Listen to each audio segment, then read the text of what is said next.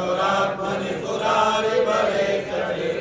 तां तुष्टौ प्रकृणां रसिरोधनां वाग्विप्रहर्षपुलकोत्थं चारुदेहं दिव्यायया ततमिदं जगदात्मसत्यं निरशेषदेवगणशक्तिसमूहमोजं रामाम्बिकामखिलदेवमहाशिवोजा भक्त्यागतास्तमिदधातु शुभानिशान्यं यस्या प्रभावमतुलं भगवाननन्तो ब्रह्माहरश्च नहि वक्तुबलं बलं च सा चण्डिकाखिल जगत्परिपालना